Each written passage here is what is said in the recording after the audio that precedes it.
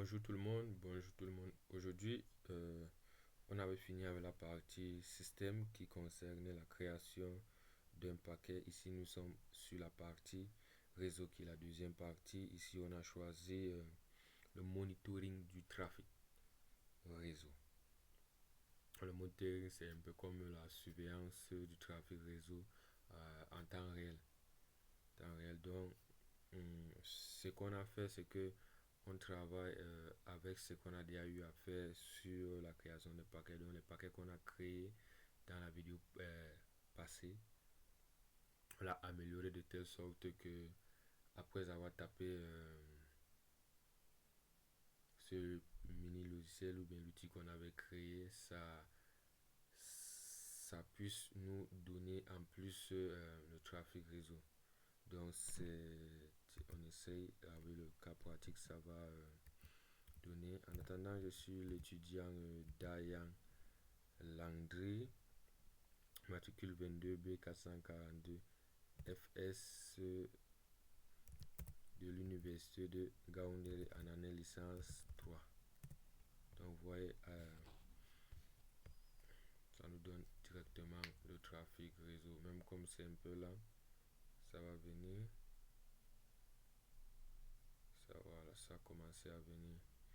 Ici, là, on observe déjà que l'ordinateur communique avec du lot latitude 3480 communique avec son routeur gateway, et on a l'ordinateur aussi qui communique avec le serveur Google, et tout en bas à gauche on a TX.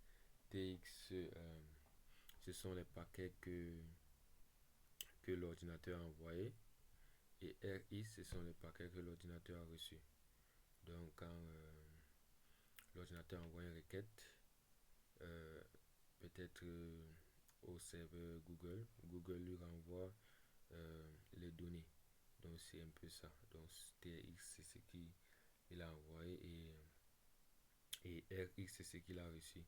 Et le total dans le trafic, actuellement c'est environ 3,11 kilobits. Ok, on va aller voir cette configuration qu'on a ajoutée.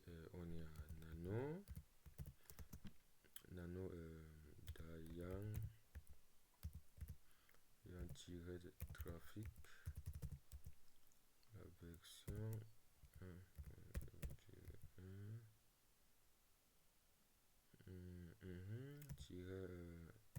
US1 bin slash Dayan trafic.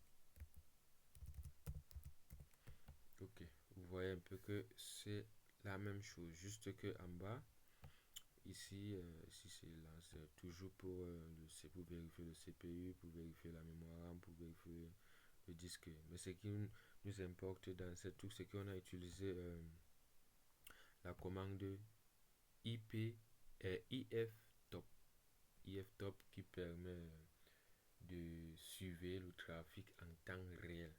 IP-top. Donc voir les entrées et les sorties. Après ici, comme on veut qu'il ouvre la carte réseau, on a mis WLP3SL pour suivre le trafic. Ici c'est sleep. Donc après avoir affiché pour le premier les CPU, la RAM, le disque, ça fait un slip de 2 secondes avant d'afficher la configuration.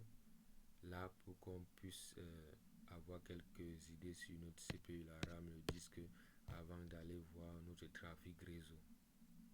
Donc c'est un peu ça qu'on a ajouté pour suivre le trafic réseau et voir un peu les entrées et les sorties qui se passent dans le réseau. Donc on va ressortir. Donc c'est un peu ça qu'on a ajouté, et merci d'avoir regardé cette vidéo, et n'oubliez pas de liker, de vous abonner et de partager.